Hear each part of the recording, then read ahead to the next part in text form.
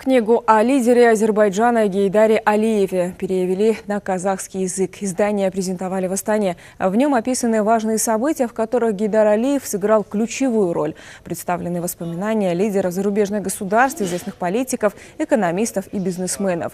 Вступительное слово к изданию написал Нурсултан Назарбаев. Первоначальный тираж 500 экземпляров. Книги распространят в школьные и университетские библиотеки страны.